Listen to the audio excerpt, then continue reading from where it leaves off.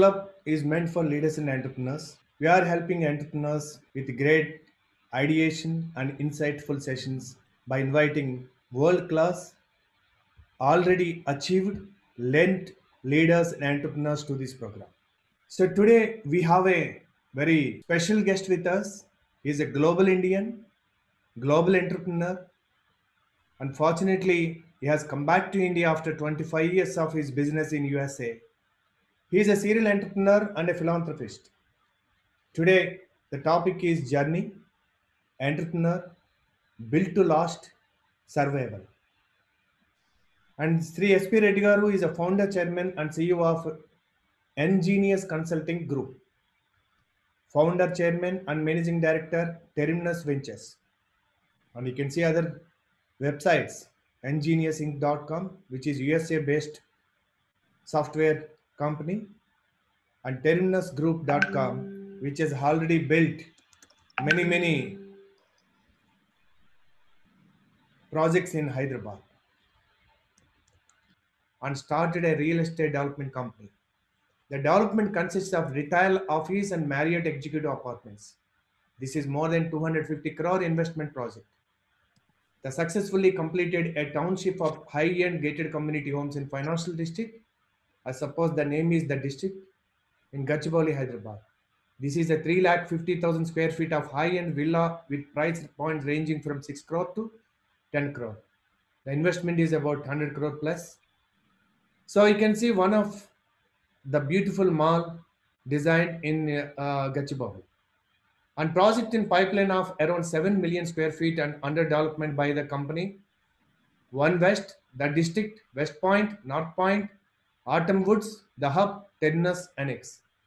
You can see once they complete how the appearance of Hyderabad will transform into a next level. Investment background, and he's invested in different sectors like hospitality, healthcare, and Mr. S.P. Reddy is an investor and serves as a board of director in the following companies: Innova CX Private Limited, Loyalty Juggernaut, Order Learning Inc., Abjayan is an Oracle Gold partner. Awards and citations: Hall of Fame Award.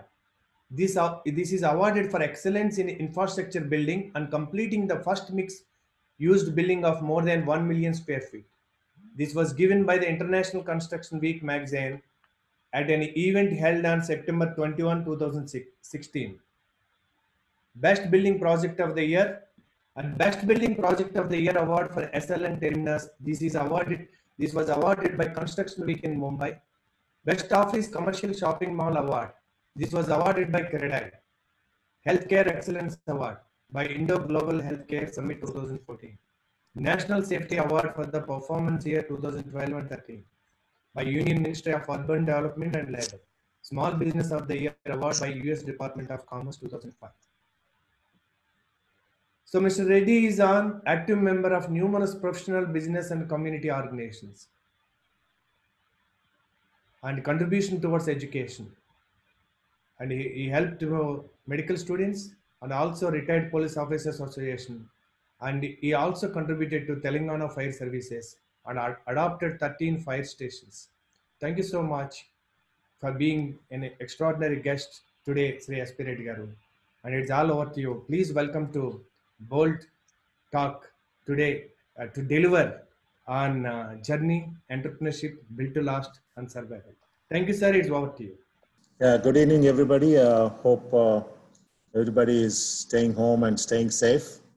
I will talk mostly in English because I can articulate much better in English than in Telugu, but I will switch back and forth. So I'm hoping most of you would understand what I'm saying. And thanks for the kind introduction, Venu. You've asked me to speak on this occasion. You and I had interaction for the last 1 week just to say what we want to speak.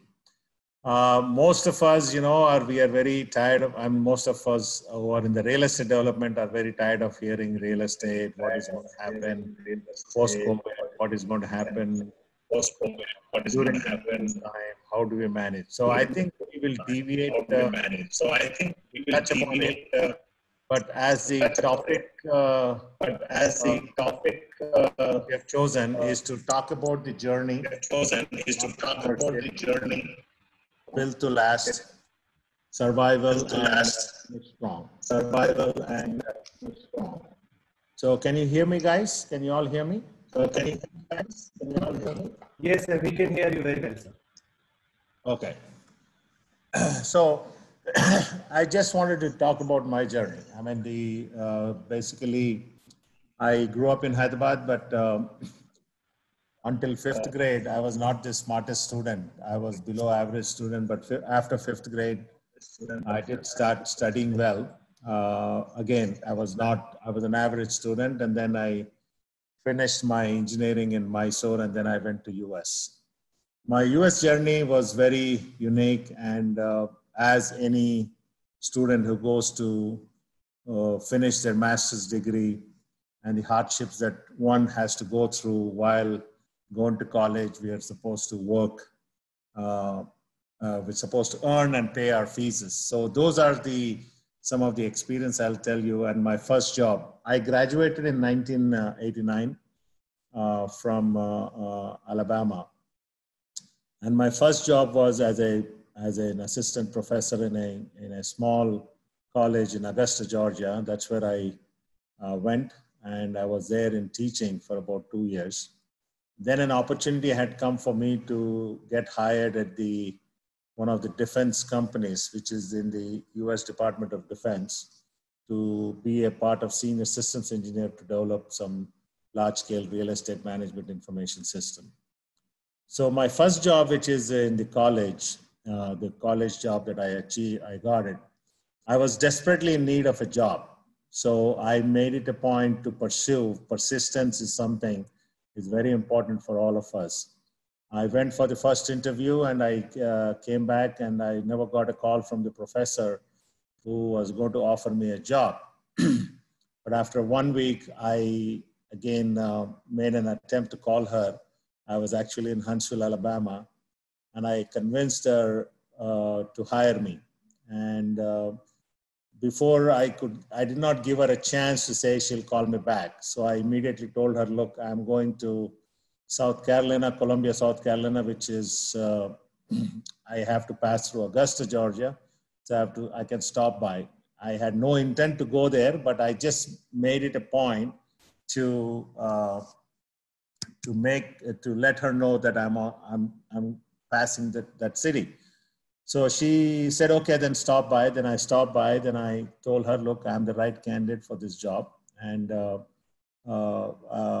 then she took me to the dean's office, and I got my first job there. My point there is, you have to grab the opportunity. You have to make yourself known to your employer that you need this job and you are the right person to do it. And the same thing happened to me when I started working at the US Army Corps of Engineers. I was hired as a senior systems engineer to develop a large real estate management system. And my group leader resigned after a month, and there was no group leader for almost 2 months. So I went to the client and said, look, I want to take that job. I don't want salary increase, but I just want you to give me the opportunity. So I grabbed that opportunity, and I was made the task leader, and I successfully developed that application, the system, which is one of the largest real estate management system, and deployed all across United States. So, and the best job, if you ask me, what is your best job that you ever had? That was during my college days in US. I was working as a waiter in a Mexican restaurant. So that was my best job. So I learned a lot of stuff. Though we came from middle-class family, we never had to do anything, things like this on our own. We had servants, we had maids at home, we had people to take us to school, go by bus. But in US, that's the best job I've worked, wherein I learned a lot of things, being patient, service, connecting with the customers. So those are the things that I've learned, which I still practice that even today. So that's my journey. Then 2007, I packed lock, stock, barrel and moved to India with my children just to relax and manage my US company and US real estate. In all, I've actually developed, and I always had this entrepreneur itch.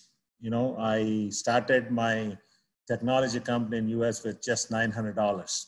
Okay, with $900 I started. So basically, I was doing those days in '95 when I started. It was more of a body shopping, taking people, IT guys from India, placing them in different client places like AT&T, IBM, and those things. But I never enjoyed that because I was not creating a value. So I changed the strategy in 2000, approximately around 2001, because in 2001, I'll get back to that story. There was a company that I floated which failed, which made me change my strategy and business direction. So I started looking at a space where I should focus on, which pays me regularly, consistently, on time, though the margins are less. And the only vertical that I could find was federal government and also public sectors. So one of the things I want to kind of tell you is, what are the things that made me successful in this? Early on in my life in US, I started getting involved in the local fundraising for politicians. Though I could not afford, my first contribution was to a local congressman I paid $25 because I could not afford more than that. What I wanted to tell you is, to youngsters and everybody here, wherever we live in, we have to align ourselves with the political system, and we also have to make contribution and make connections politically. So I used to raise funds for senators, congressmen, and when I needed them, I really sought their help and I got their help. So in all of this, that helped me build my business from $900 and all the way to $20 million in 2014. And I'll tell you what happened in 2014. See, hiring is also an art. Building a strong team, you must take risks, and you must admit failures and move forward. So in 2000, I started a company called hsupply.com with another e-commerce guru, with Mr. Ravi Kalakota in Atlanta. We raised about $20 million through venture funding, and we literally burned that 20 million in approximately 18 months, and we lost all the money. So I went into a mandatory depression for about a couple of weeks. I changed the strategy of the company. I wrote down things, what I need to do to take this company to the next level. So what I wrote is, I basically said, the vision. I started driving the vision, telling my people what my vision is. And at the same time, vision is driven from top down, and the implementation always happens bottom up. So you can say my vision is to go to moon, okay? But what are the things that you need to go to the moon? So you need a spacesuit, you need training, you need systems, you need processes, you need money. So those are the things I started putting together. So hiring the right people, okay? So those are the things that I kind of did. So for those people, who are transitioning into a family-owned businesses, as many of you might be, probably your first generation, your parents had a company, and now you're transitioning into their shoes. You must start at the ground level, okay? You can't be a chief operating officer or a director and try to run the company just because you are the founder's son or daughter. I'll give an example. Most of you know Rishad Premji, who is Azim Premji's son. Azim Premji could have brought him at a top management level when when his son graduated from college in US, but he did not. He let him work at a consulting firm, and later he worked almost 4 years on the floor at GE.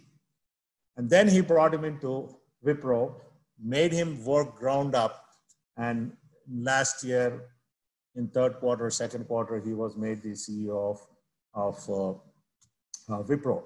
So what I mean to say is, it's good that your parents have created a platform to get into their shoes, but it's also important that you know and touch and feel the ground, touch and feel the people who have been there and working for you and your firm for a long, long time. And that is very, very critical. So with that, I'll move on to build to last. Okay, what does it mean? Okay, there are many companies which have been built. You know, they have been good to great companies. They started out well, but there are many companies who did not transition from becoming a company which has been built to last for a longer time. The first, I'll give you a small example. You know, you must build a company with an open culture system. I'll give you an example of Boeing versus McDonnell Douglas. As you know, Boeing makes the planes. McDonnell Douglas also makes the planes. The MD-11 was the very famous passenger plane, which still exists in US and also many parts of Europe. The culture at Boeing was an open-minded culture. That means you could take a project, an innovation thing to your project director, explain him what you're thinking. So they used to give you funds and they used to let you explore, and that's how the stealth bomber was made. So at McDonnell Douglas, the whole culture was, McDonnell, as you know, McDonnell Douglas was a World War veteran. He was a 4-star general. His attitude was my way or the highway. So people didn't like that. So actually when McDonnell Douglas died, a lot of people went for his funeral. People thought, oh, look, people love him. But why so many people went is they wanted to make sure he really died. So that was the leadership style that you have. So we have to adapt to change on environment. The other thing I will tell you is the why BlackBerry. I'm sure most of you have used BlackBerry phone. BlackBerry, I was a big fan of BlackBerry and never thought I will stop using BlackBerry ever in life. But BlackBerry failed miserably for several reasons. And iPhone and Android took off. What I'm trying to say here is to all the business owners and entrepreneurs is, we cannot be complacent in business. We got to change with the environment. So BlackBerry controlled almost 50% of the market of smartphones in US and almost 20% globally. Despite being one of the first smartphones, it failed to innovate and became complacent in how a smartphone market was changing. They thought they're indispensable. They have the market. 50% of US market in smartphones is unheard of. So they thought it'll never happen to them.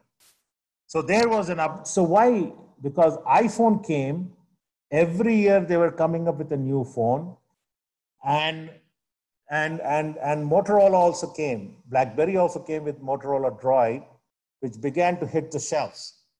But while BlackBerry struggled, because the new applications, new apps were coming so rapidly on iPhone, BlackBerry could not catch up.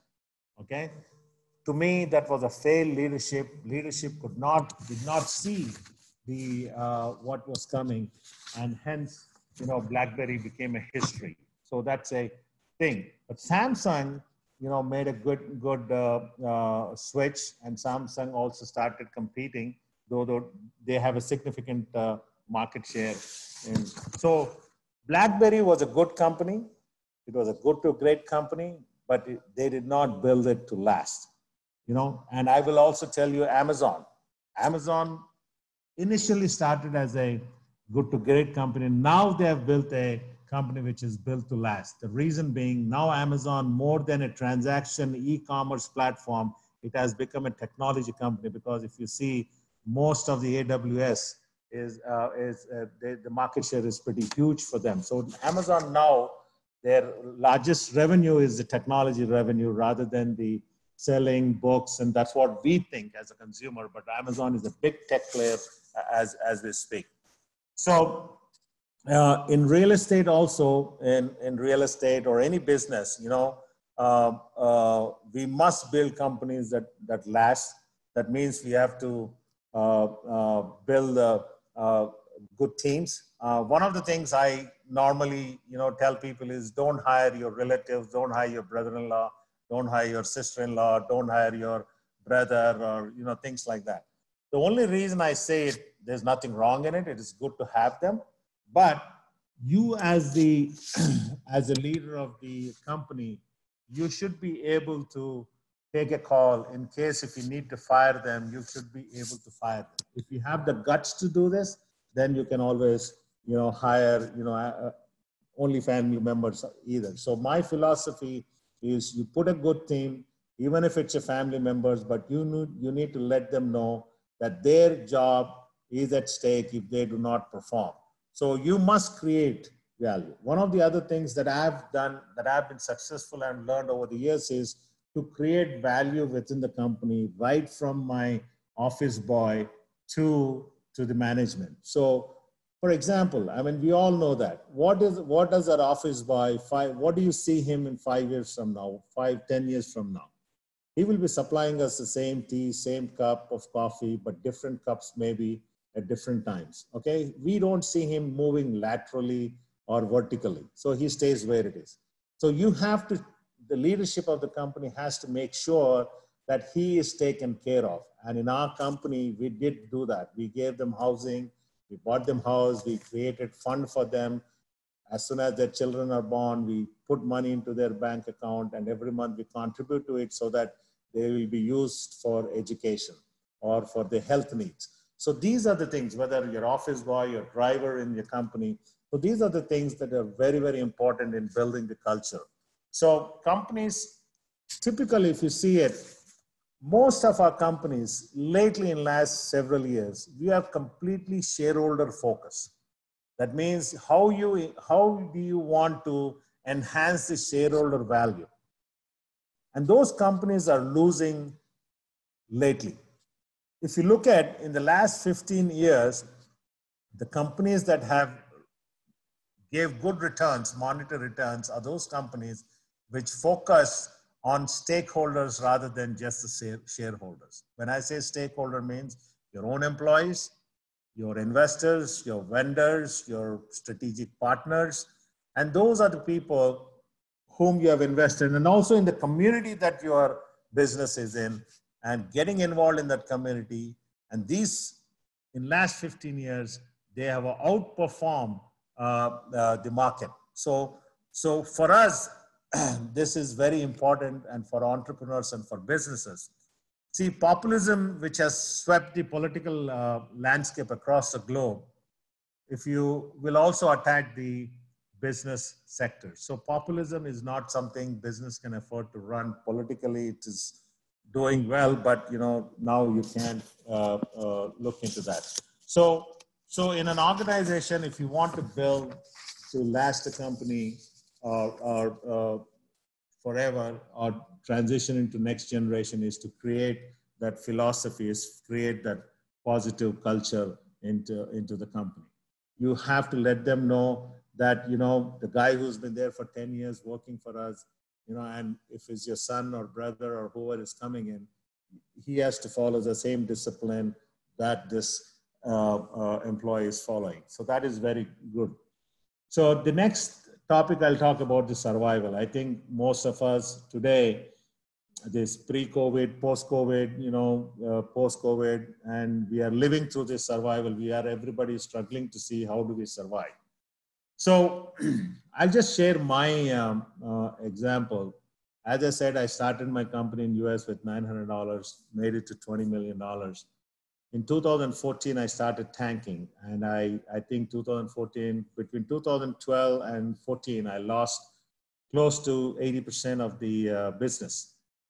So, but one mistake I made then was, see, that company gave me a lot of money. A lot of money means with that money that I was able to invest in real estate, in stock market, in startup companies. But I did not leave liquidity in that company. So when the company tanked and the company needed money, I did not have liquid in US. So I basically had invested into assets. So I had two choices: to shut down the company. Even if I shut down that company, I could have walked away with about $1.5 million, $2 million and closed shop and still would have gone home happily. But I did not do that because I had several of my employees who trusted me and have been with me, and I've been working hard. So we were competing, continuously bidding projects in technology world, but we were hitting single runs. We were not hitting sixers or boundaries. So we were winning small jobs, but we were not winning big jobs. But we continue to do that. So that was very positive for me. So I had to struggle to put back money in the next 3 years. 2 years, I think I almost put $2 million. And I gave a commitment to my senior leadership and management is to stay back with the company, stick with the company, that they will not lose a job, that I'm willing to pay the money. So I was losing almost close to $300,000-$400,000 a year. But for me, the lesson there was to not leaving the liquid cash was a big mistake I made. I could have left at least whatever I make, 50% of that money. Had I left in the company, I didn't have to struggle. I didn't have to think, or I didn't have to sell other assets to pump the money in. So what I mean to say here is, as entrepreneurs, we are in the company that we promote or we prosper a lot with the financial success. We need to keep liquidity at all. As everybody says, cash is king. So that is something that I have learned. And how do you manage the cost? And I'll give you another example. In the COVID times, we own a Marriott Executive Apartments. It's a family-owned hotel. In the history of Marriott in the entire Southeast Asia, both March and April, we made profit, even at 35 lakhs of revenue. Our occupancy was less than 18%, but we still managed to make 1 lakh rupee as profit in April, and we also probably make the same in May. How did we do that? So basically, we started looking right in the beginning or middle of March is, where do we cut costs? Of course, our biggest expense is your utility charges, your power charges, and also your payroll. So Marriott has taken a decision internationally to cut across the board 50% for the management and about 40% for the lower management. So we took all that into account, and then we started looking at the data, and we started looking at, say, where do we spend? Small things like we were doing decorative flowering every day, which was costing us about 8,000-9,000 rupees. So we cut that off. So there were small things we did. So we still, our operational break even is much higher, but we brought it down to much lower, and we ensured our employees, though they're taking salary cut, we told them, don't worry, once the business is back, we will ensure that all their salaries be paid for time being. So we started renegotiating with our vendors, renegotiating with our AMCs. So we dropped all those costs down, our security, we took away our dog squad. So all of that. So we line item by line item, we took it, and then we basically ended up, cutting those costs. So those are the things, we have to do in order to survive during these tough times. So for me, the first rule of business is to stay in business. Okay? You want to be if you want to do a boxing, you have to be in the ring. You cannot be outside the ring, try to box it and say, look, I want to box it. You must be in the ring to stay alive, to box. So for me, the first rule of business is to stay in business. The next thing I wanted to talk about is finish strong. Okay, what does finish strong mean? Finish strong. I'll just give you a few examples of how will you choose to respond to the challenges that are before you. So basically, the choice is yours. Most of us, have far more courage than we have ever dreamt or we possessed. Now, I'll give you an example of 3 examples where people never thought, they're going to make it. There was a 14-year-old girl in Los Angeles. While she was surfing, a shark attacked and took her arm off. So she lost her entire arm. But she was a professional surfer. But in 6 months, she came back to competitive surfing, and she was able to win 2004 Athlete of the Year award. So she was persistent. She never gave up. And I'll also give you another example. This gentleman was 54 years old. He had high diabetics. His lost his gallbladder, and most of his thyroid glands were lost. But he felt that the best is yet to come. That was his positive thing. And this gentleman is none other than famous Ray Kroc, who was the founder of McDonald's. As you know, McDonald's is founded by Ray Kroc, and how he started as a salesman. At 52 years old, he was still, thinking of doing business, and he still felt, most of us in India at 50 or 55, we think we are retired. So, but that was not the attitude. That's the attitude that he had. And another example is, there's another lady, Velma Rodolph. I mean, she won 3. She actually, when she was born, she was with braces in her legs. She hardly could walk, but her mother believed in her that she could one day walk without the braces, and she did. And then she ended up winning 3 gold medalists in Olympics. So these are some of the things. So what I say is nothing changes unless something moves, So you got to, nothing will change unless something moves. So how will you choose to respond is the choice that, we have to make. So in giving that, I'll give you an example of SLN Terminus. I mean, this is a family-owned property. We gave it to a developer, a local developer, to develop this project, okay? And the developer did do a little bit of work, raise enough capital, but diverted that funds to different projects with no bad intentions. I mean, he had right intentions, but he thought, when time comes, he can bring back the money. But 2008, as you all know, the market crashed.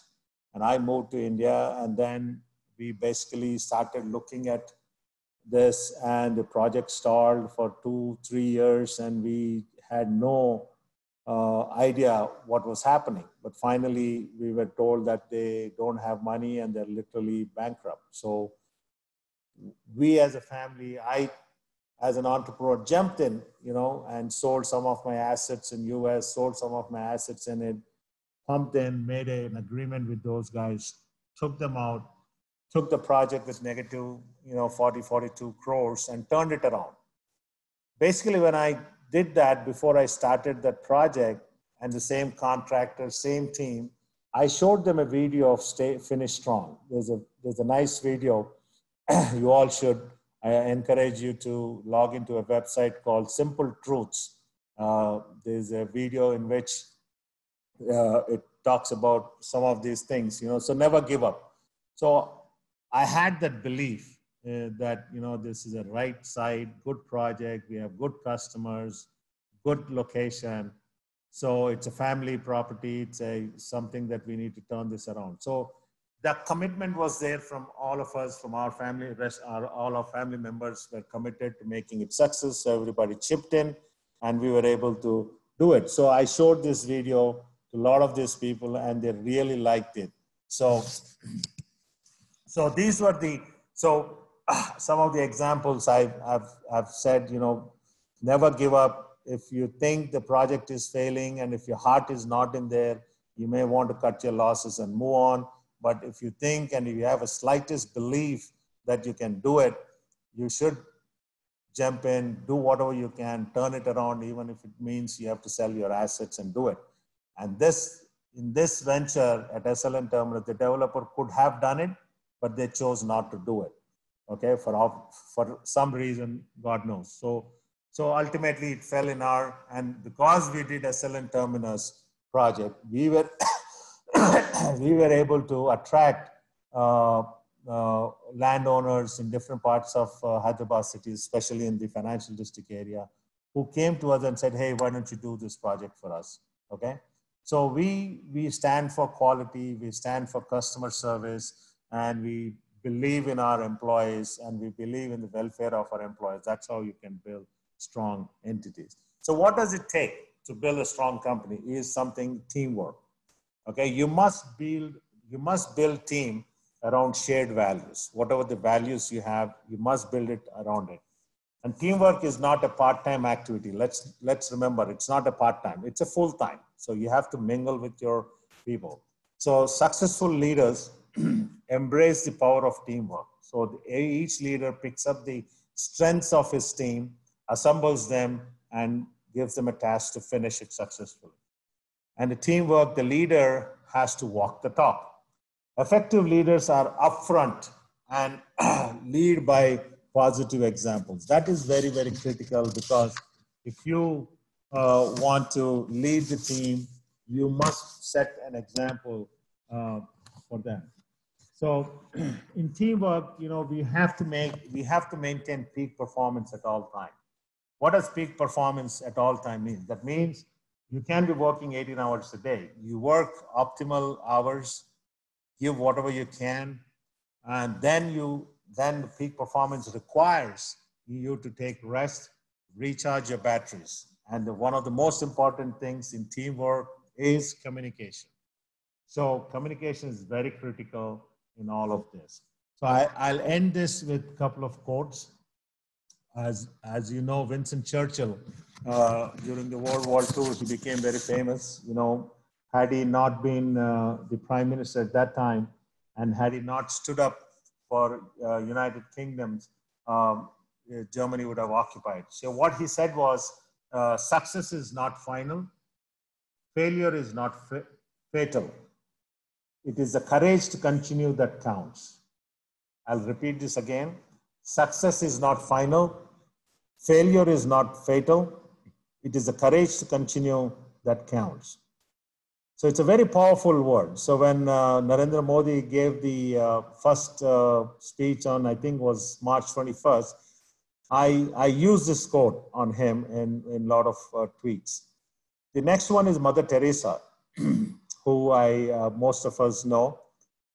What she said was, I'm not sure exactly what heaven will be like, but I know what when we die and it comes time for God to judge us, He will not ask, how many good things have you done in your life? Rather, He will ask, how much love did you put into what you did? So with that was Mother Teresa's quote. With that, I'll end my talk, and I can get into the Q&A session. So hopefully most of you got what I said in all of those subtopics of my journey: entrepreneurship, built to last, and see. And before that, and one of the other things that I would like to also say is, India is uniquely positioned. I think it will bounce back much sooner than than any other country. And I'll tell you why in the Q&A sessions if you ask me questions. And I also say how India can compete globally, not only in technology and other things. So over to you, Venu. It's a wonderful, Sri Ready. So you have become synonym of what leadership is, what entrepreneurship is, what it means to be a human, a being human. So wonderful, sir. It is really pride to have a bold guest here. So I have few questions for you. Then meanwhile, we also welcome questions from a lot of entrepreneurs are there, so they would like to listen from you. So you have varied interest: software, real estate, hospitals. What is your take on the current situation in this COVID era? I think it's unfortunate, we got caught up in this COVID, not just us, the entire world. In my opinion, we are transitioning to a very tough phase, and I have an inclination that India will bounce back much sooner. I'll tell you why. You know, we have a pent up consumer demand. We have a pent up consumer demand. And we also have the entrepreneur. And digital infrastructure is there. Digital infrastructure is SP అంతా కొంచెం voice not can you are you fine now? No. Resound వస్తుంది. It's resound వస్తుంది. That's fine, sir. Just మీరు move out. If you don't move, that's fine, sir. నన్ను అంటున్నారా move అవుతుంది అంటున్నారా? Yes. It's fine. Yeah, it's fine. I don't know, even the voice is echoing. So is it fine now? Yes. Okay, so the pent-up consumer demand, in India we have this entrepreneur DNA because of massive infrastructure, digital infrastructure. We have great opportunity in defense and security. The FDI, one of the most important thing is de-risking from China. I think this is an opportunity where India can definitely look for and make it a success. As you all know, Apple decided to, I think, move 20% of their manufacturing, which amounts to approximately $40 billion to India. So if that deal goes through, so you will see some of these companies not totally shifting, but shifting at least 20-30%, which is a lot for our country. The other important thing is we have a large talent pool, growth for a global demand. So that's what Narendra Modi in his last speech, he said, local to global and vocal to local. So, and then the informal economy. So to me, those are some of the things, if they're fine-tuned, I was fine-tuned to the new environment. I think we will bounce back much sooner than anybody else, provided there are certain underlying factors that remains unanswered. We don't know where this COVID is going to in India, what it's going to tell us in the next month or so. If the graph continues to grow slowly and not in multiples as we have seen in other countries, and if we do control that, I think we see a good chance. The other thing is the financial package that was given is so far the five press conferences in which the finance minister has announced. Most of the money, there was no money that was put into the job creators' hand. That was pretty disappointment for all of us. And the other thing is, I have not seen any indication talking to MNC CEOs in India. None of them are thinking of laying off people or cutting jobs. There is definitely a hiring freeze for the short term. So as long as we do not see massive cuts in professional services, jobs, in professional technology companies, I think we will ride this through, provided some more initiatives the government has to take. Government has done a lot of stuff on the supply side. They have not done much on the demand side. So they have not done, for example, in real estate, they have been asking they have been asking the governments to reduce the cost of GST, reduce the taxation burdens. So give a lot of credits, financial credits. They are given. I think we will definitely ride through this. So I've just given that as an example. Same thing, tax benefits for, see, some of us do not qualify for the micro and medium small scale industry. So if we don't qualify for it, we we have no benefits we have received. But whereas in US, the small businesses have received close to $700 billion, which is 2.5 times your payroll, and with some strict guidelines. So we have nothing. I mean, for example, hotel industry, which is badly hit, and we also know the airlines industry, tourism is badly hit, but not a single dime has come to them. Most of them are afraid to open their hotel because they don't know who's going to walk. Then they don't know when the customer is going to walk in. There are hotels in Hyderabad city which is shut down completely, 5-star hotels with no occupancy at all. So how do you bring them back? So giving us 3 months of moratorium does not help. I think that needs to be extended. Some more concessions, if they are given to entrepreneurs, to businesses, I think we will bounce back much sooner than any other country. Wonderful, sir. So you have expressed your voice very, very strongly, and I hope this video will reach up to them. And we have few more questions, and we also have in chat box which you already answered. Why you feel India will bounce back faster compared to other countries? That was one question almost addressed. And another one is companies moving out of China, will India seize the opportunity? So if you are just fine, sir, but I have one more question for you. It is work from home. Will it affect office spaces, leasing, absorption in Hyderabad? I have written a paper, I think it was on May 7th. I have written a paper, I think it was on May 7th. You guys hear me now? Can you hear me now?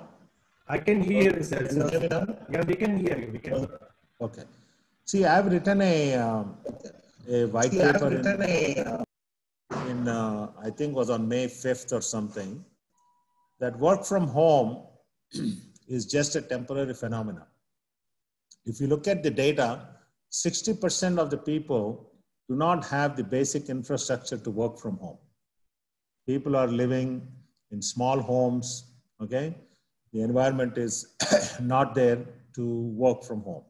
You have a family of 4 people living in a 2-bedroom house. If both your son and daughter are working and they're working from home, and the bandwidth, the technology is one issue. The other issue is the data security. Most of these multinational companies, most of them are dealing with a lot of very sensitive data, okay? So they do not want this data to be exposed. You may have a lot of security packages, the data line might be secured or not, but the risk factor is still there, so they will not let you work. In fact, IBM has miserably failed. IBM in 2009 had about 30–40% of its employees work from home. By way of doing that, they have saved close to $2 billion in money from the real estate leasing. But they quickly realized there was no team building was not happening. Innovation was not happening. Innovation does not happen by remote accessing through Zoom calls or Microsoft Teams. I think innovation and team building happens when you interact and you can grow emotionally and also mentally and also grow intelligently. So in my opinion, we already have companies have given permissions to people to work from home. Okay, they have people who work twice a day. Some people work 3 times a day, but it is not something what TCS has announced that 75% of it's not going to happen. If you recall, recently even Microsoft said the same thing. Okay, so you cannot build teams. I mean, can you imagine your children getting a job, staying home and working? I can't imagine myself, and I cannot imagine my children doing that. So historically, some companies tried this, realized that their brand was taking a hit, productivity see, a lot of people said, one of the companies that I invested, about 187 people are working. 13% of when they did the survey, 13% productivity has increased. But the increase of productivity working from home during this time increased only because they have nothing to do. It's a COVID time. No, they can't go out. Nobody's coming them to disturb them. So after COVID, you put the same people in their home and ask them to work. 70%, 80% of them said they want to return back to work.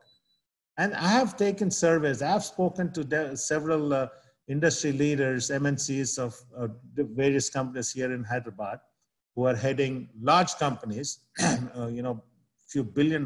They said it's not going to happen. They may change the dynamics, how the working environment within the firm. Earlier, in US, it's about 150 square foot per person. That's what's the ratio, 1:150. In India, we started cramping between 80 and 100 feet.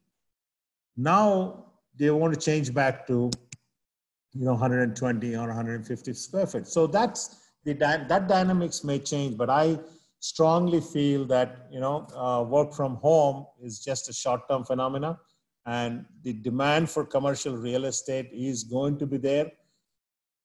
If the demand for commercial real estate is going to be there, it's going to be there for residential also, apartments and villas. Again, all of this depends. These demand depends on where we are today. Are the companies hiring more people? If they are hiring more people, the demand curve goes up. If the companies are laying off people, in hundreds of millions of people, then obviously the demand for these two will go down. But at this time, what I see is that is not happening. I think it's a steady curve, but again, it all depends on the unemployment rates. Even in US with close to 30 million unemployed, the commercial real estate has not gone down that much at this point. Yes, sir. So, Ram Reddy garu, you have a question. Can you go ahead? And can they see the video? Can they do the video also? Can they do the video also? They can, sir. They can. So, Ram Reddy, please go ahead. Yeah, SP. Yeah. It was a great celebrations. Again, echo వస్తుందండి. I think something is wrong there. Yeah, your voice is not clear. My voice is clear. My voice is clear. Now it's clear. Please go ahead. But I'm getting echo actually. Anyway, yeah. Now it's fine. Yeah. Especially here, my mobile phone కొంచెం దూరంగా పెట్టండి from laptop. Yes, sir. Please go ahead, Ram. Yeah, SP, you're talking about the reserve funds about the company. Any company has to, during these pandemic times, that fund is going to be very useful. Your experience also you are sharing, so you regret for not keeping the funds and all. But realistic, when you talk about the real estate especially, always we borrow funds every time. Every project we are going to borrow the funds. So when borrowing and paying the huge interest, how do you keep the funds for your futuristic and all? Just, throw some light on this. Because one side you are paying a 13%, 14% interest, and when you reserve the funds, it will get only hardly 5, 6, 7% only. So how you are going to, is it justifiable? Or in the real estate, always we think that borrow the money and put into the real estate, and you going to get more business out of it, and you are going to get more profits out of it. Is it just a general tendency of the people? Yeah, let me answer that. So obviously, as businessmen, when we make business, when we do business, we assume that we'll make certain profit. So in real estate, we feel that it is hand to mouth.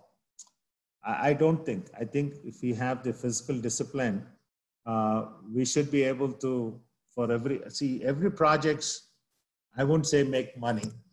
It depends on time, location, everything. But being in business as you are for 20 years, 30 years, obviously you're making money. So you're reinvesting that. What I mean to say that is companies should have liquidity at all times. I'm not saying if you make 1 crore, you spend the entire 1 crore. At least keep, 20% of that in liquid within the company. When it's needed, you have to put back. You have to find ways to create that liquidity. As I said, now I'll give you my example in 2000. Of course, it's not in real estate, but it's in technology company. Of course, even in real estate, I could relate to. In 2018, my company took off in US and I started getting a lot of liquid cash, but I never took out a single penny. I kept it in the company for another rainy day. Same thing with one of my projects here. I started looking out, and whatever liquid I have, without borrowing, I'm trying to manage my project. I've put key milestone, key critical things that I need to do and spend money. So my key critical thing in one of my projects here in Hyderabad in a high-rise building is to finish the structure and slabs. So I'm reserving money only for that. All the other works around that building, I stopped it. Even if it means, I have to spend, 1 or 1.5 crore or 20 lakhs. I stopped that work so that I want the entire structure to be done. So it's all about managing. You have to create. I can tell you with my experience, you can create, because if you're doing business, I'm sure you're making profits. You're not doing business just for the sake of it, just for rotation. If you're doing business just for the sake of rotation, then we are in wrong business, and I don't think we should be in business. Sorry to say that, but liquid is what is needed. And now during this time, in fact, if you recall, Ram Reddy, about 8-9 months back, I was going to create a 250 crore fund called Distress Fund. I couldn't succeed it. I couldn't do it because I didn't have time. Had I had that fund, this was the right time to use it and invest it in right opportunities. Yeah, but definitely you're going to, at what some cost you have to make it. Because funds, we are always borrow the funds in business at higher interest, and when you're keeping the funds aside, definitely it's going to cost to us. You mean to say you have to absorb those costs into the business? Yeah, well, no, there is no, let's say after all the cost is gone, your net profit is, 50 lakhs a month. Let's assume you're running a hotel. Let's say after all the expenses, operational cost, EMI, let's say you're making 10 lakhs. Don't take all the 10 lakhs and spend it, But SP, in this thing, real estate, always we reinvest. No, always we try to reinvest. That's what I'm saying. Always you reinvest, but you have to find ways to conserve cash to some extent. Yeah. Okay. Thank you. Yes, sir. Thank you, SP Reddy garu. So it is a straight answer from you, because it is an unexpected situation. So most of the people have not prepared, either personally or even in business. But one has to be ready for these surprises, because surprises doesn't mean only happy things in life. Anything which you are not prepared can become a surprise. So thank you. As you said that now Corona, it does not end in the near, and we are learning to coexist with this. In this situation, what do you think will be the new normal for people? Well, I mean, there's no rocket science to it. There's no rocket science to it. New normal is, what everybody is publishing. How do you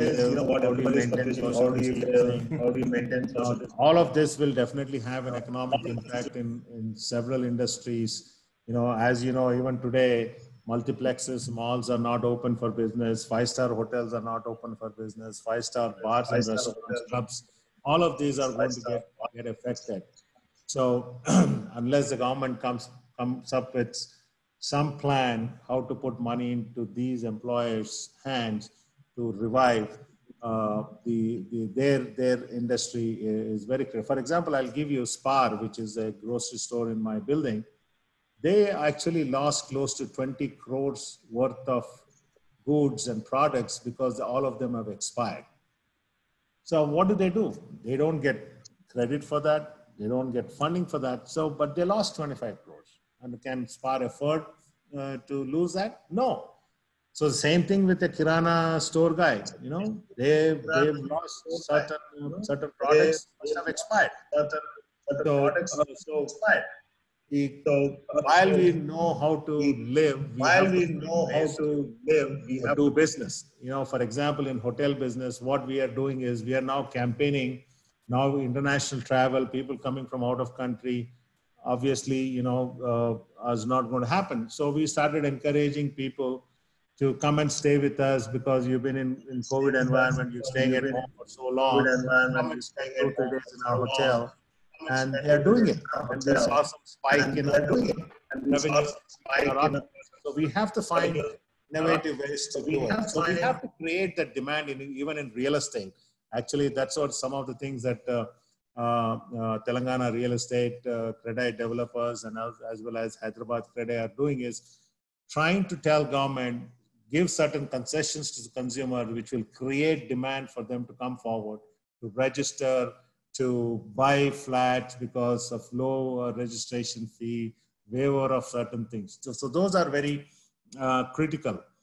So we need to spur the demand. Right now, no business has created, the government has not created an environment to create the demand. They only did the supply side. They're giving liquidity. Oh, we'll tell the bank to give you money. Okay, you tell the bank give you money, that's fine, but who's going to buy when I finish the product? So that demand creation has to coexist, and that is very, very important.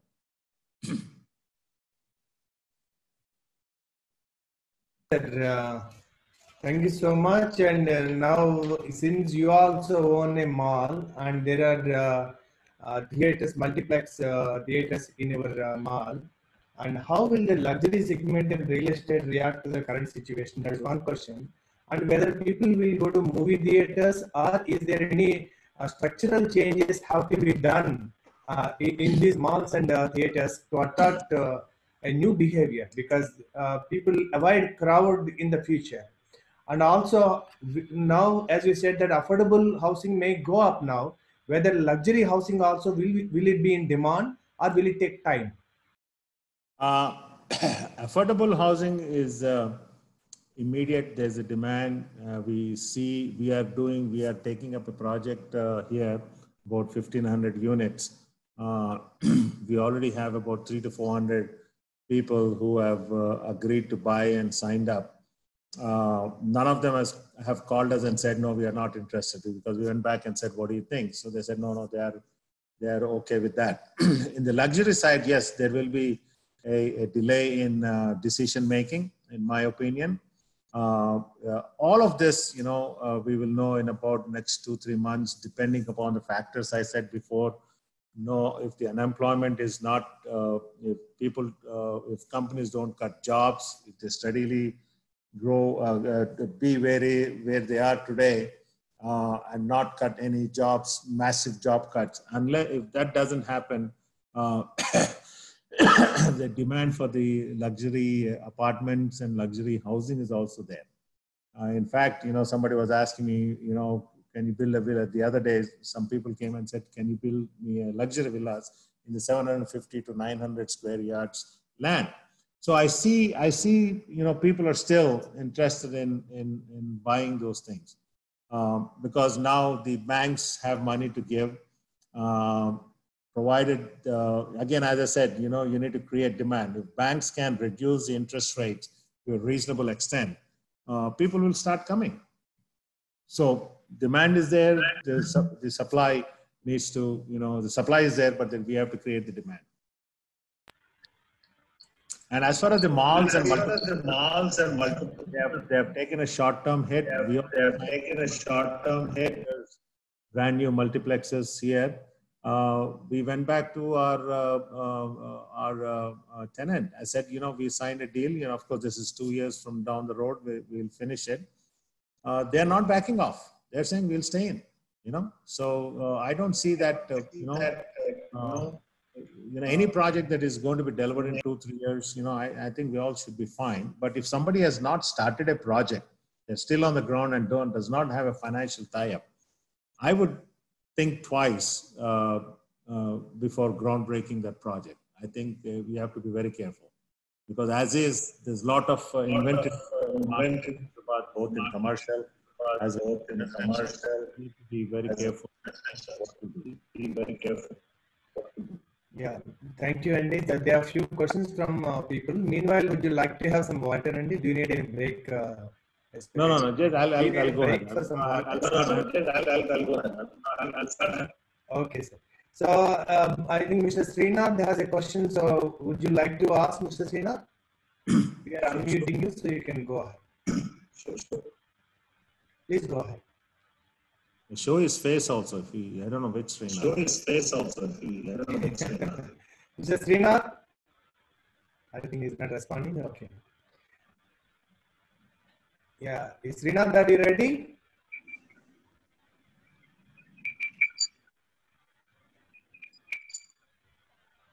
I think Meghna has a question.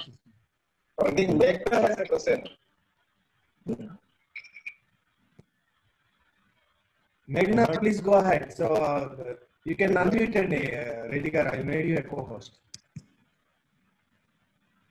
Okay. Meghna, go ahead.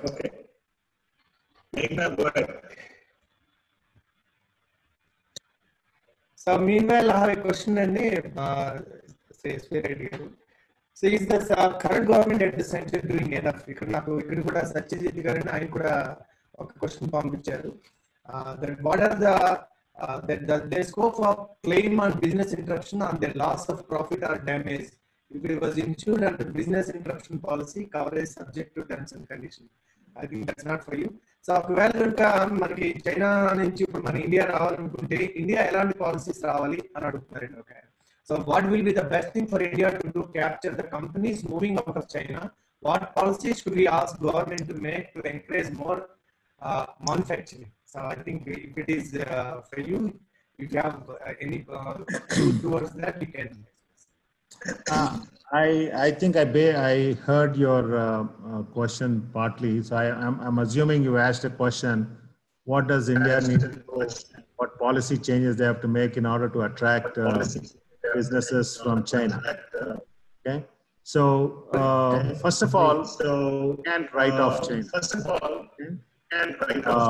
Their supply chain got disturbed. That doesn't mean that every company in the world globally is going to pull off their investments, the billions of dollars they made. It's not going to happen. But since the supply chain is disturbed, example of Apple, as I said, Apple wanted to move because its entire supply chain has got disturbed, and I'm sure, and I heard Dell is also thinking of it. So some of these companies started rethinking is in order to maintain the continuity of business, they want to move businesses elsewhere. And India, they find it as a right destination. One is language is not a barrier for us. Okay, our economic policies are pretty industry friendly, but they are looking for some major labor reforms. I think that is one of the most important things these governments have to look at. So those are some of the policies wise, of course, we have pretty good policies in place right now. I mean, they may have to fine tune a few of it because I don't know most of some of the policies in detail for manufacturing industry. So we will start looking at, but even in India, there are a few states like, Hyderabad is one of the most attractive destination. Telangana is the most attractive destination after Bangalore. I think we will cash in. I won't be surprised if Apple chooses, either Bangalore or Hyderabad. I feel they probably choose, if that was a choice between these two, I think they will have to choose Hyderabad. I'm very positive about it. So they will start looking at moving. From next quarter onwards. Yes, thanks so much for that. Wonderful. So Meghna, please go ahead. Yeah, so hi, I just have a quick question. You just answered something related to how businesses from China might come to India. So it's similar to that. So when we are trying to expand or diversify, and we're hoping that, like you said, Hyderabad is a very attractive destination, and we're hoping that some companies come to Hyderabad And as my company Arc, and I want to expand into these businesses and diversify my business, should it be companies which are like, I'm just asking for an example, should it be companies which are going bankrupt, or it should be a new venture, or how am I supposed to understand which way to go about expansion and diversifying other than real estate? See, as you know, I have varied interest other than real estate and technology. Yes, that's I think that's why I thought it was a perfect question to ask you. So I have deep investments into healthcare. I sit on the board of 2 major hospitals here in Hyderabad. I also incubated 3 technology companies in my office. All of them are San Francisco-based companies. So from a diversification point of view, my philosophy in investment is I always, my investment philosophy is based on where I am, at what stage, at what age I am. So my early on life, I always used to tell my wife is, up to 35 years old, I used to risk everything that I have. I used to, whatever I make, I used to invest in real estate, invest in stock. And, even if I lose, I had the appetite to, make that money. But we always worked on a philosophy that one of us lose job with other person's job, we should be able to, manage our family. So when I reached, 40, between 35 to 50, I've been a little conservative. If I invest $100, if I lose, $80 or $70, I'm fine. But when you grow the age that I am in, I feel now I cannot risk anything. So if I invest 100, I'll ensure that, I make 101 and not even 100. So that's a guarantee I look for. But and so far I've been successful. As you know, I've invested in Bolant Industries, which is doing extremely well. It's started by a blind boy who was a graduate of MIT. I funded his company about 3-4 years back when he was doing 70 lakhs in revenue annually. And today, you'll be happy to hear, March 31st, he closed around 132 crores in revenue. Okay, and it's unbelievable success. So I mentor him, I tell him the governance part of it. So for you youngsters to invest, other than real estate, there are several opportunities, startup companies, where you can, it could be a technology-based company, it could be in the manufacturing side. Now, especially in India, if you have really good funds, a lot of companies are coming out of NCLTs. And that was the reason I wanted to create this 250 crores distress fund. A lot of good companies who have huge debt and unable to make the debt payment. Companies are good, fundamentals are good. Okay, I had an opportunity to buy a company out of Bombay, which was almost 200 crore company. I was able to buy for 30 or 40 crores, which was cost positive, profit. It was making good money, but the debt would have been written off. They had a debt about 100, 120 crores. So you have to, there are several companies that are coming out. Even in real estate, it could be. Even in real estate developer who are struggling to, take up, our intention at that time was out of 250 crores, 25% of that 25% of that fund, we were going to focus on real estate. In the other fund, we were focusing on manufacturing and manufacturing and other industries. The reason I'm saying is because some of these companies that we looked at, of course, we didn't make any deal, were good companies, managed, family-owned companies. All we had to do is buy them at that rate, at a lower rate, because banks are going to write off their debt, to put a good management team, turn it around and sell it up. So there's several opportunities that are coming up through the NCLT scheme. They're declaring bankrupt. They're good companies, but they have huge debt, over leverage. So you have to look for those opportunities. See, we invested in a company in San Francisco. This was a company which was in e-learning space, but he was a content distributor. He asked me to invest and I said, no, I'm not going to invest. Since you're a content distributor, there's not much I can do. But if you own the IP, the technology piece of it, he was distributing Oxford English content over the internet on e-learning platform. But he went after Oxford and bought the Oxford English IP, intellectual property, including the technology. And that's when I invested in. And this company is doing extremely well. Now in this COVID times, its revenue is going to double or triple according to the CEO. So you have to find, in any company that you're investing, one of the other things I do is the commitments that these founders have. See, several startup companies, startup guys come with great ideas to my office. I generally kill them in the first round. And if they don't come back in the second round, I don't think they'll make it. But if they come back repeatedly trying to convince me to invest, and that's when I take a look at it and invest in it. Wonderful, sir. There's a question whether you participate in the venture capital investments, and you already answered. So we have a few questions, sir, since it is 8:20 and we would like to close by 8:30. How will you create a new culture for workers and team members as the lockdown opens? And how are you taking care of them now in this lockdown period?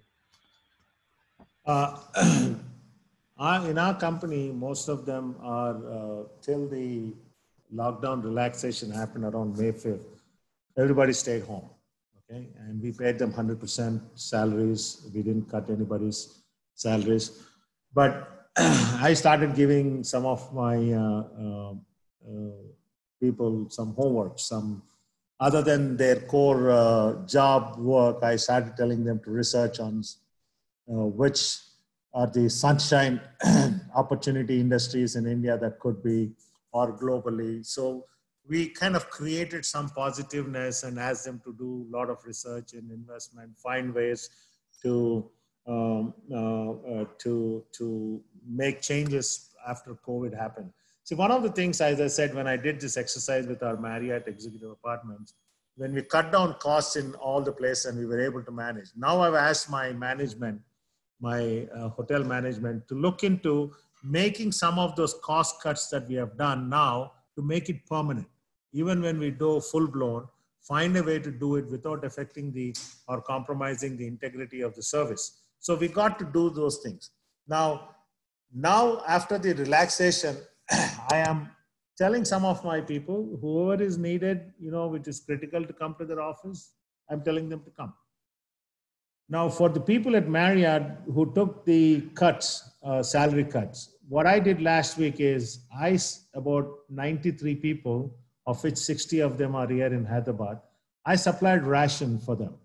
Okay, I supplied atta, rice. We made a package of, I think it costed about 1,500 rupees per person, but they were surprised that, that we sent ration to their houses. I mean, my personal car went with the Marriott guys, went and delivered those rations.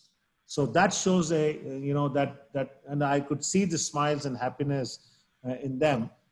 They took salary cuts, but they were never taken care of. But I made sure that they were, and most of them are from out of state. Most of them are from out of Assam, Orissa, and all that. For me, post-COVID, we will take it slowly. We'll have people, if some of our people can work remotely, they'll work remotely. And if they have to come, they'll come. But my infrastructure support guys are on site every day, taking care of the infrastructure of our buildings. Wonderful, sir. Thank you, sir. We have a question here that you have businesses both in India and USA. So what are the basic entrepreneurship practices? What are the basic differences in India and USA in the entrepreneurship practices? And the second question is, what support do you seek for the business owners from the government in India? The first part I understood. You're saying what is the difference between entrepreneurship culture in US and here? Is that what it was? Yes, sir. Yes, sir. That's the first one. The second one is what support we seek for the business owners in India from the government, from Indian government. Yes. So as a startup, you see, one of the good things I'm seeing in India is a lot of entrepreneurship. I see a lot of kids from IIIT and IIT, Hyderabad, come to me trying to float a craziest ideas and asking me to fund. That's a good part.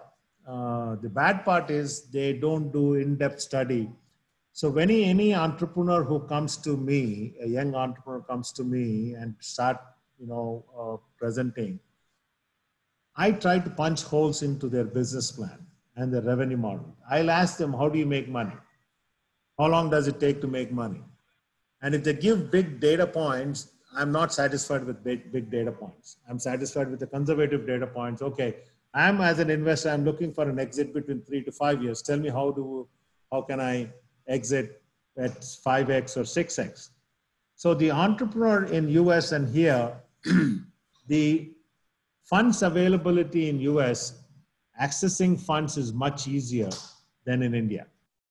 So in India, an entrepreneur who starts off, there was a guy who came to me, he innovated a machine for chapati making machine, which was it was not fully automated, but it was kind of semi-automated stuff. But he had no clue how to take the production from, 5 units to 10,000 units. Okay, he had no clear picture of it. Of course, when investors like us come in, we probably give them a roadmap. But unfortunately, a lot of them do not come with a full plan. And I don't expect them to come with a full plan either, but they need to have clarity of what most of them try to copy like for example, Amazon, Flipkart kind of stuff. Flipkart luckily got successful, but it is getting beaten up in the market. They're not able to compete with Amazon. So from an entrepreneurship, the good part is India, a lot of innovation, a lot of companies a lot of youngsters are thinking of starting technology firms, companies like that. But we have not seen great stories which would hit the world news. We have not seen much yet. I mean, you look at PayPal. I mean, they are also struggling right now. So entrepreneurship, entrepreneur here, entrepreneur there, has to have the same dynamics. Has to have the ability to fight, ability to struggle. There are successful companies in US. People, founders used to live on credit cards, with hardly any money in it, and they made it big. Started from garages, and now they are billion-dollar companies. So we got to, do the same here. Now, help from the government. Government is creating this startup incubators. The Telangana government has also done first startup incubator here in Gachibowli in IIIT campus. And they're also doing the next one. There are a lot of startup companies who have gone there, and some of them graduated and did okay. But I think it will take time. But I think we will hit a home run or a sixer, or a boundary sometime soon. I'm pretty confident about that. Thank you, sir. And for final questions, what's your core purpose of your organization, or the philosophy of your organization, and what core values you believe in, and what's your vision for the next 3 years for your customers? Yes, sir. Well, again, as I said, I always keep telling my friends that I want to retire in 5 years. But with who I am, what I am, my friends keep telling me I'll never retire. My core philosophy in the company is to take care of all the stakeholders, as I said in my earlier speech. It is not just the shareholder value.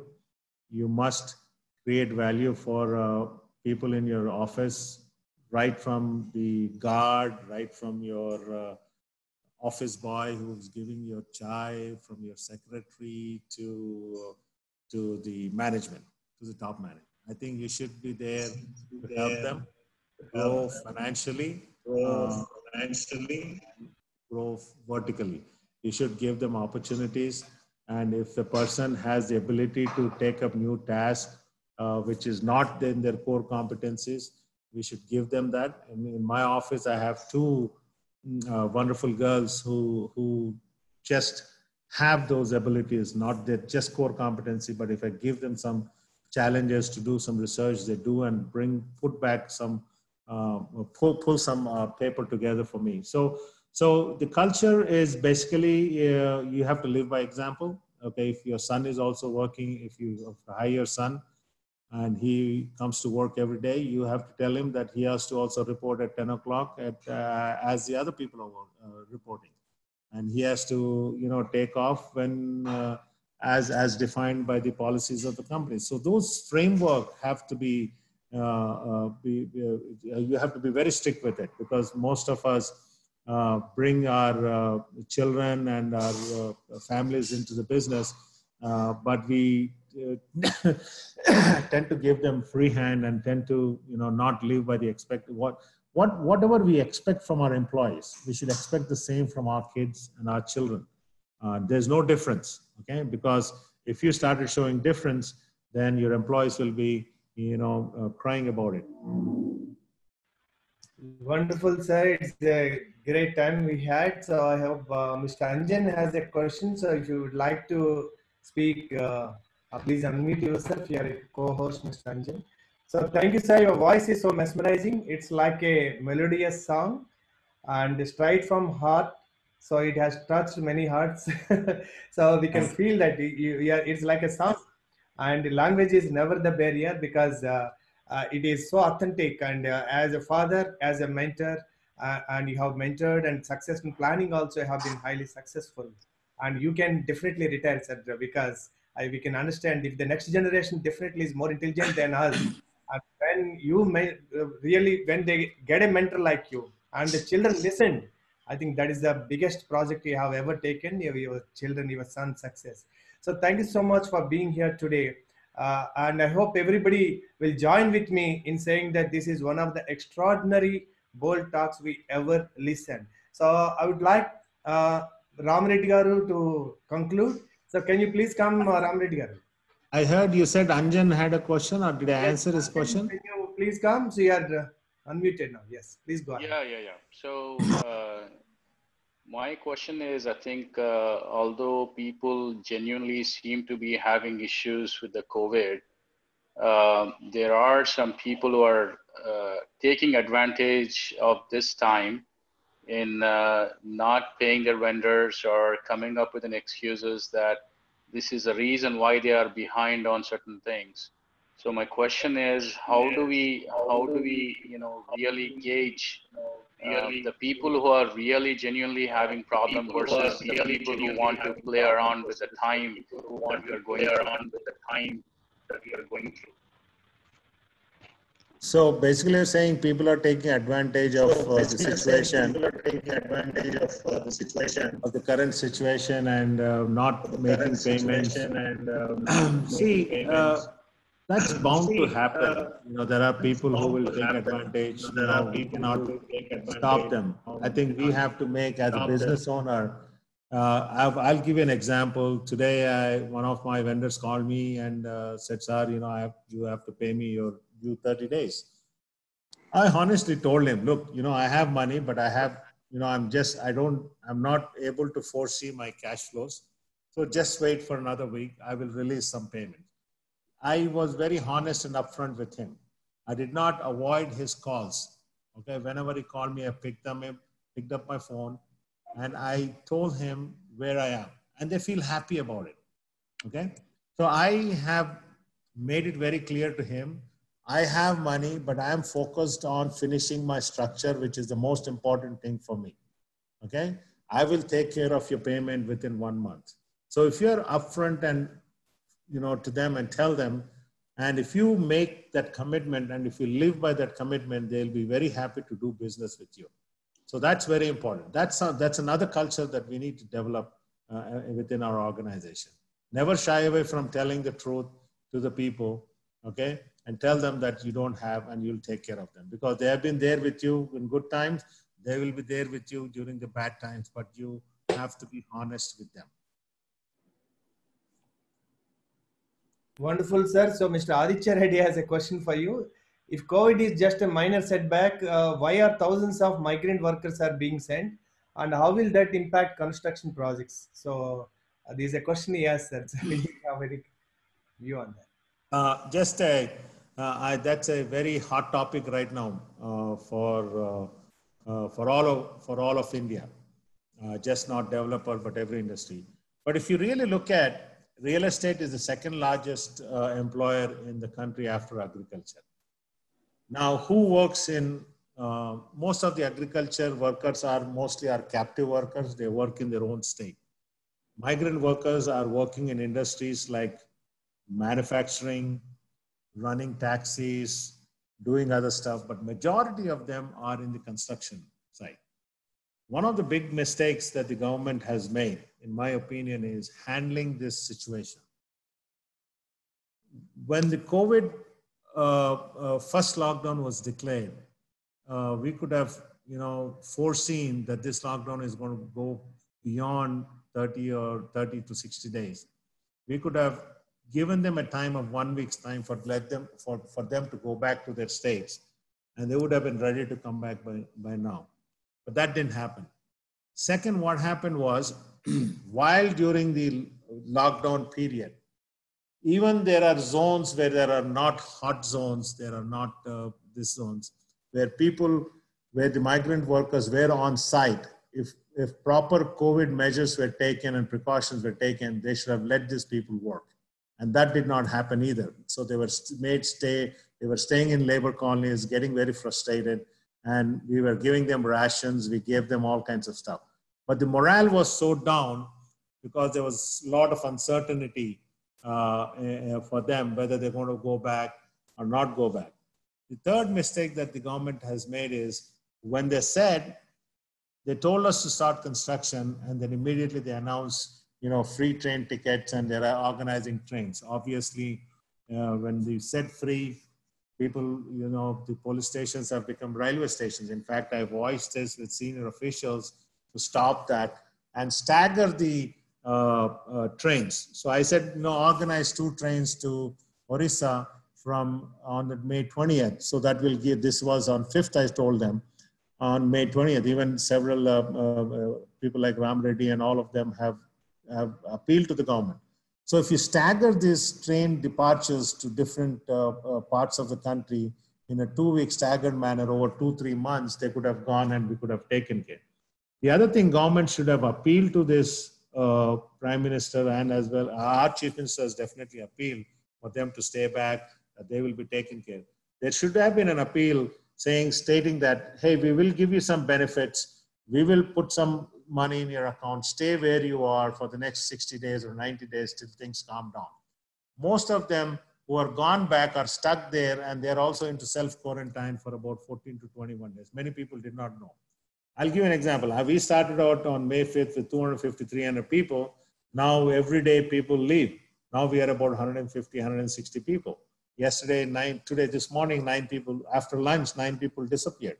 There are carpenters or barbenders. So we'll continue to see this problem for the next 60 days until these interstate transport happens. But I guarantee you this is a major, major effect on construction. A lot of projects will get delayed beyond 6 to 7 months. In some cases, might be 8 months. Okay. So for that, it's a huge challenge for all of us. In construction. So one of the projects, we just stopped it. We said, we put all the resources in one project and finish it on another project. We'll take it. So that's a huge challenge. I feel we as a government, the policy, we did not see what was coming. Yes, sir. Thank you so much, sir. Ram Reddy, can you please conclude? Ram Reddy, are you there? Yeah.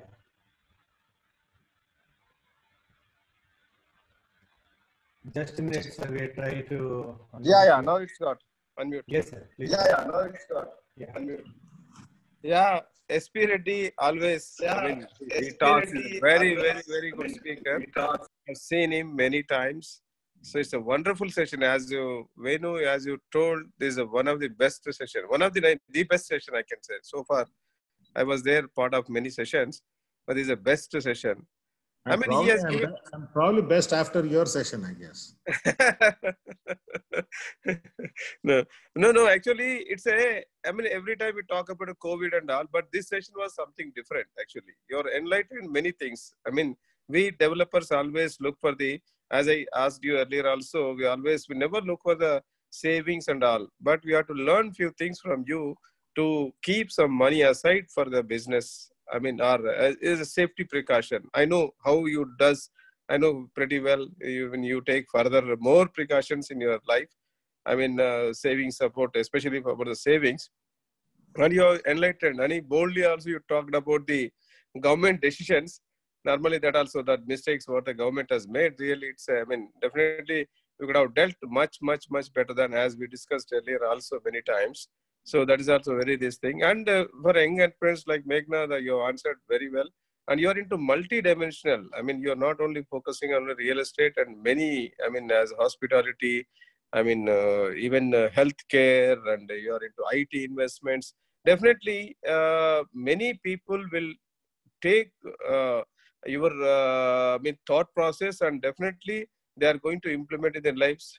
And it's going to make some game. I mean, definitely they're going to, it's a game changer for at least for a few people I'm expecting from this session. Thanks a lot, SP. You've done a great job, really wonderful job you've done. Thank you. Thank you, Venu, and thank you, Ram Reddy. And I thank all the listeners and the viewers who have joined this. Feel free to contact me, or feel free to get in touch with me if you need some suggestions or guidance or some mentorship. I'll be glad to answer if anybody's questions that you didn't get a chance to raise. I will be glad to answer that in the next session. Okay, thank you, Venu Garu. Thanks a lot. Okay, sir. Venu Garu.